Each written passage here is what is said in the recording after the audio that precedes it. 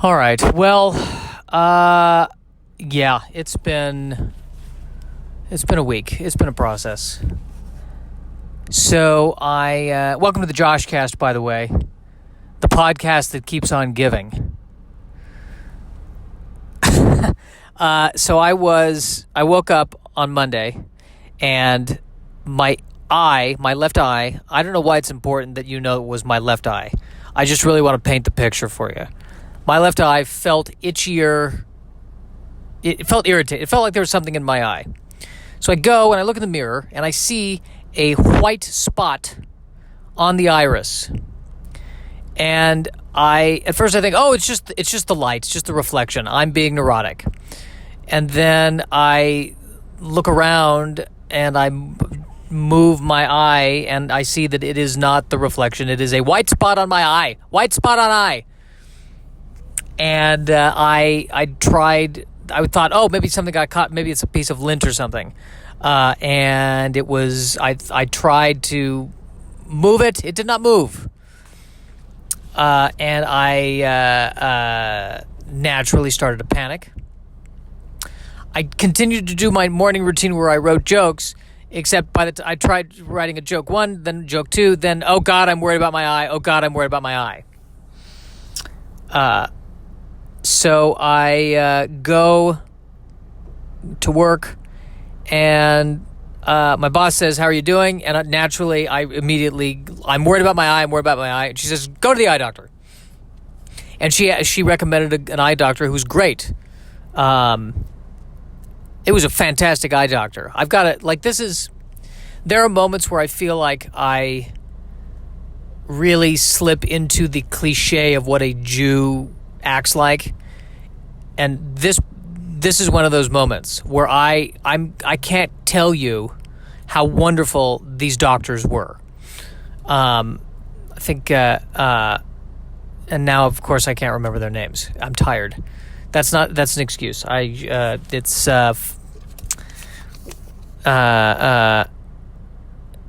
Oh boy, Feinberg. I don't think it was Fine. No, it wasn't Fine. What am I thinking? It wasn't Fine. Look, the point is, fantastic doctors. So I go in, and I immediately notice this is an eye doctor's, and I'm in the waiting room of the eye doctors, and I see that there's an abstract painting on the wall, which I think to myself, that's quite brilliant, because that way the doctor can go, well, clearly it's a sailboat. Don't you see it? Oh, oof, you got problems.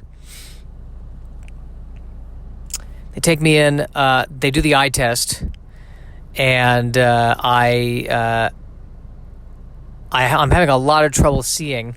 So they drop this thing in front of my eye that has a bunch of small holes, and suddenly I can see perfectly.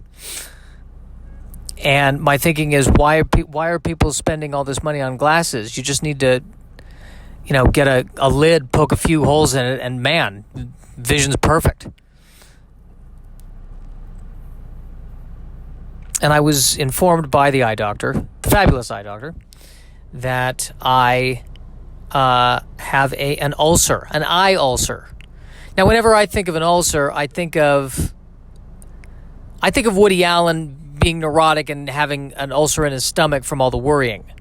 So, I don't know, does this mean my eye is worrying? I'm not sure. But what they say is that I guess that something did get in my eye and it caused an ulcer of some kind, a laceration. Something flew in that shouldn't have been in there.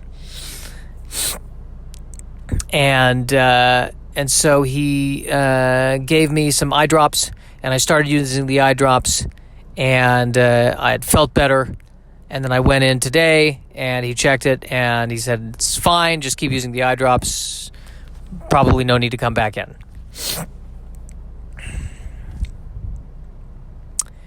So here's the sad thing. As I'm describing this, it's just beginning to dawn on me how not a big deal it was. But I feel like I've just been through a war. The thought of having to go to the doctor's office, having to pay for parking, just having to grab the ticket. And then I'm thinking, oh God, now I've got to go pay for the parking on a machine I've got to find the machine now. And then I got to go in, I got to find the doctor's office. Just the thought of all of that, it was just like...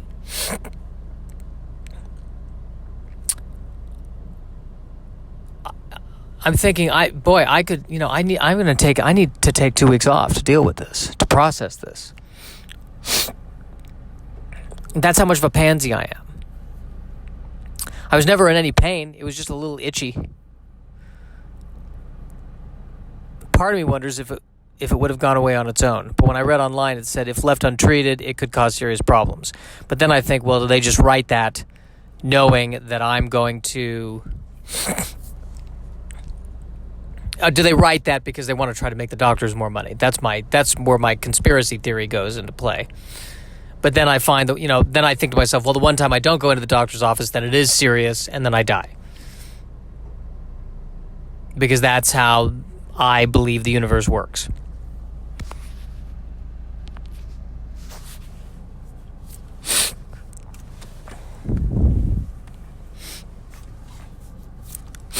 Sorry, my nose is running. The heat is running in the car where I'm recording this podcast. I also need to take the car in. I take better care of the car than I take myself. It's Los Angeles, I got 2 kidneys. I only got 1 Honda. You know what I mean? You know what I'm saying, ladies?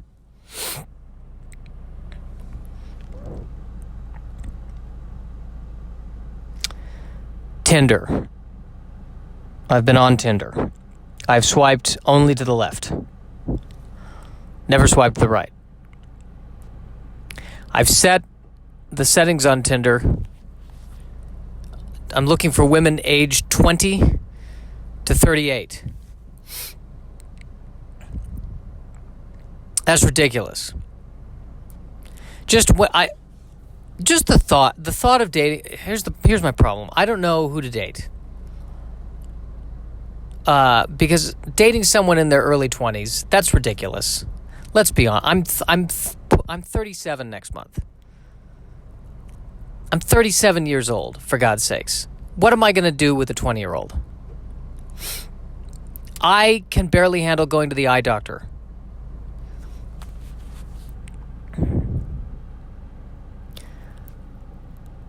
There are some relationships where there are 20-year-olds who are with 40-year-olds. That's the thing.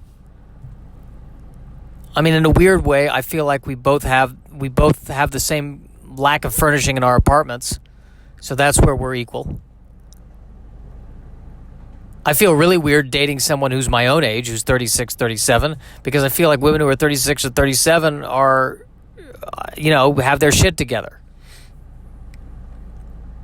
And are if they want kids, now's the time to have kids. And they want a guy who has their shit together. This isn't true. Maybe I know it's not universally true. There are women who are 36 or 37 who don't want that. I'm not being fair.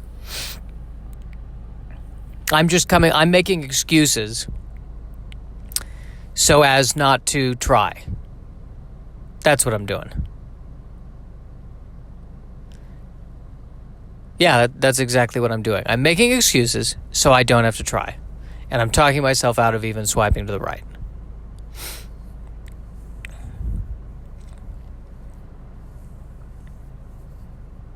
I really prefer it when a woman makes all the moves. Then I feel the less guilt. I just think, okay, well, you're the one making the choice. I'm not telling you to do this.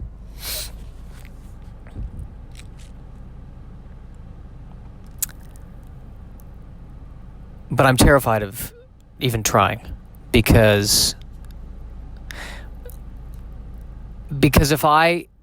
I feel like the act of trying, the act of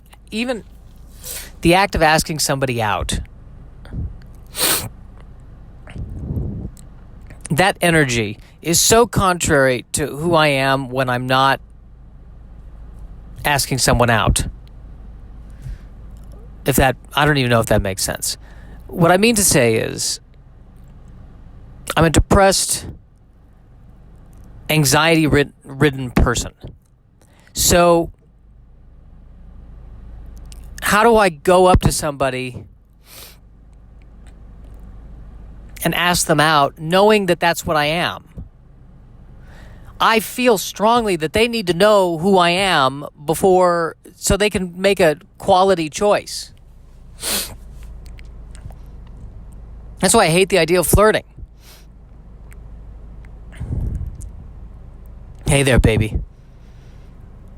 Hey, how are you? You know, even that, not even, you know, all screwing around aside, even if I'm actually having a good time with the woman, I can't help but think, well, you know, that's only because this is new and fresh. And it's, you know, it's the new car smell of relationships, as I've heard people say. And, you know, 4 or 5 months from now, it's going to wear off, and you're going to be stuck with me.